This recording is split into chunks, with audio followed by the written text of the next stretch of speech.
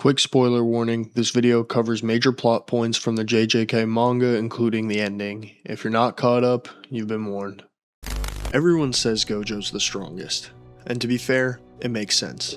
He's untouchable, Infinity makes him impossible to hit, the Six Eyes makes him nearly perfect, and most of the verse doesn't even come close to his destructive capability. So if you think he's the strongest, I couldn't blame you. But Sukuna's knowledge of Jujutsu sorcery, as well as his use of binding vows, puts him in a league of his own. Let me explain why. Now don't get me wrong, Gojo isn't overrated by any means. He's objectively the strongest sorcerer of the modern age. He's a natural talent and a master of cursed energy manipulation well beyond any other sorcerer in the modern age of Jujutsu. He also possesses a nearly infinite pool of cursed energy and was able to learn reverse curse technique while on the brink of death against Toji.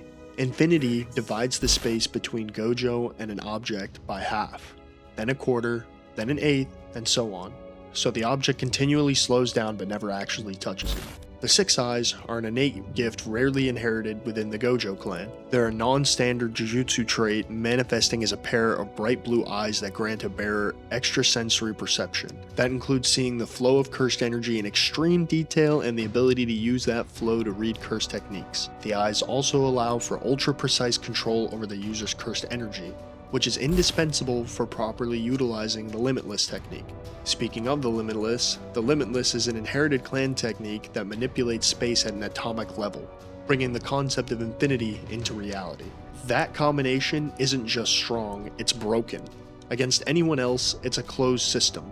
There's no clear way in, which is exactly why people stop the conversation at Gojo, because from the outside, he looks like the peak of strength in the verse. But the issue is that Gojo's strength depends on the system working perfectly.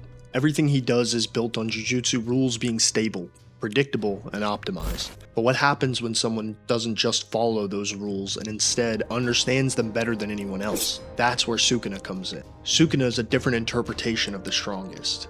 He isn't the strongest necessarily because he instantly overwhelms people. He's the strongest because nothing is out of his reach. From the start, he shows Malevolent Shrine, which is a domain that doesn't require a barrier, the ability to analyze techniques mid-combat without strain, like when he fought Maharaga, a Shikigami that can adapt to literally anything, he just vaporizes it with Fuga until there's nothing left. He shows total control of cursed energy as well as being the most proficient user of binding vows. This isn't just high-level Jujutsu sorcery, it's signs of someone operating at a level above Jujutsu itself. Where Gojo perfects Jujutsu, Sukuna interprets it. This is where perception breaks, because when Gojo and Sukuna finally clash, it's like Gojo's untouchable. He controls the pace and lands continuous black flashes. He's outmaneuvering Sukuna for a good majority of the fight, even surviving Malevolent Shrine and pushing through it. There are entire stretches of the fight where Sukuna is actually on the back foot, getting overwhelmed, taking damage, even looking like he's losing control of the fight. And that proves something very specific. Gojo is the strongest within his own system, within the rules of infinity, within direct combat, within what true strength is supposed to look like. But Sukuna isn't trying to beat Gojo at his best. He's trying to make Gojo's best look irrelevant. So instead of forcing his way through infinity, Sukuna builds pressure around it. He brings out Maharaga, not as a weapon, but as a blueprint.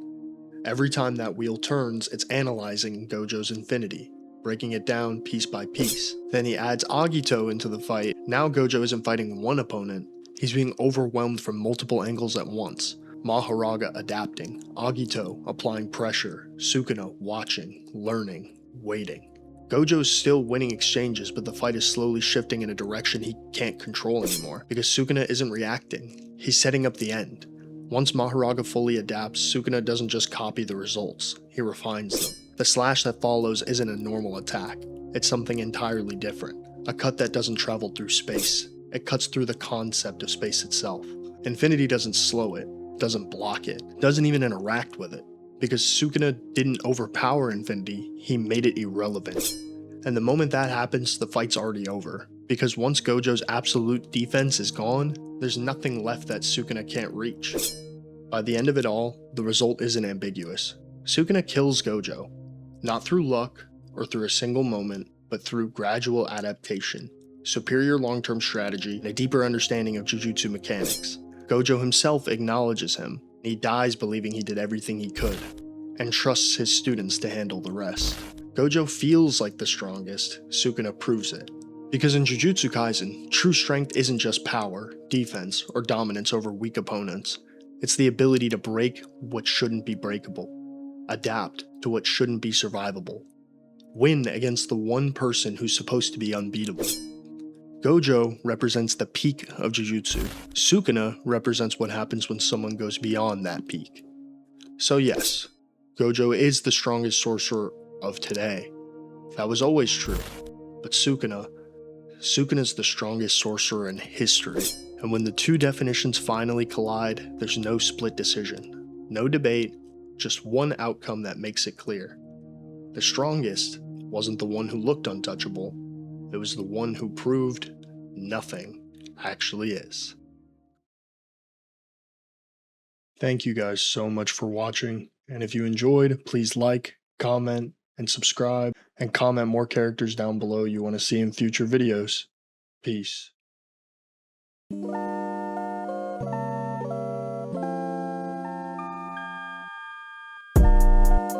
Sway.